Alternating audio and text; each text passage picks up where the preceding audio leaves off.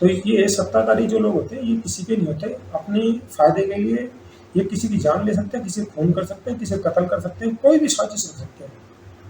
तो इनका इतिहास भी ऐसे रहा। तो इसी बड़ा दुख का सिचुएशन है कि एक बंदा, एक टैलेंटेड बंदा, एक IIT से पढ़ता है, एम से पढ़ता है, उसका IPS का एग्जाम पास करता है, उसको सिर्फ कास्ट डिस्क्रिमिनेशन के चलते सुसाइड करना पड़ गया। तो बड़ा दुख का विषय है। ईश्वर से हम प्रार्थना करते हैं कि दोनों परिवारों को दुख की घड़ी में उनको इस सदमे से उभरने की शक्ति प्रदान करें और आगे इस तरह की घटनाएं ना घटें। और मैंने ऐसे बहुत सारे लोग देखे सुसाइड करने की टेंडेंसी क्या होती है, किन सिचुएशन में सुसाइड करते हैं। सुसाइड जब करता है जब या तो उसकी नींद टूट जाती है या वो इमोशन में अति उत्साह में आ जाए, ज़्यादा जोश में आ जाए। कई बार हम ना जाति धर्म के चक्कर में जोश में आते हैं। साउथ में नहीं देखे कई लोग जैसे फिल्म एक्टर होते हैं, पॉलिटिशियन होते हैं, उनके लिए सुसाइड कर जाते हैं। नॉर्थ में तो ऐसे मामले कम है, साउथ में बहुत ज़्यादा ऐसे मामले। तो सुसाइड वाले जो हैं, अब इसमें ब्लैकमेल भी है कि भैया ऐसा कोई भी किसी का नाम लिख देगा और बंदा उन्हीं का नाम क्यों लगा रहा है, जिनका लेन देन अवनीत कौर का पता वो उसमें है ही नहीं लेना देना।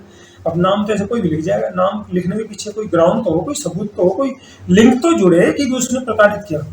तो ये बहुत बड़ी साजिश है। अब उसको ये अलग अलग तरीके से यूज किया जाएगा, धीरे धीरे पत्ते खुलेंगे और हो सकता है पत्ते ना भी खुले। लेकिन ये सच है कि ये पत्ते बहुत जल्दी समझ में आ गए। मेरे को तो रात को ही समझ में आ गया, मैंने सोशल मीडिया पर छोड़ दिया, भाई साहब ये बंदा इसको आत्महत्या नहीं करी, इसको निपटाया गया है। तो जो भी कमजोर तबके के लोग हैं, OBC वाले, SC/ST वाले, भाई साहब ये सावधान रहे, शराफत से काम चलने वाला नहीं है।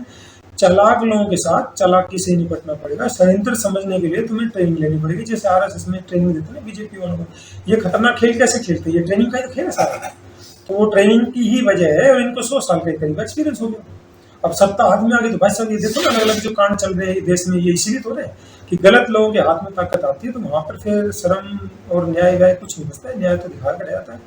तो ये सब अलग अलग सिचुएशन चल रहे देश में। भगवान सद्बुद्धि दे और ईश्वर से ही प्रार्थना कर सकते हो, प्रकृति से प्रार्थना कर सकते हो, वही सुधार सकते हैं। जब अति किसी भी चीज को होते है, जब बुराई कोई जरूर सदा बढ़ती है तो कुदरत ही अपना खेल रच के बड़े बड़े लोगों को सुधार सकती है। फिर वो किसी को नहीं देखती, कोई बहुत बड़ा प्रधानमंत्री हो, बहुत बड़ा गृह मंत्री हो, कितना ही बड़ा साजिश अपराधिक मानसिकता का व्यक्ति, उन सबका निपटारा वही करती है।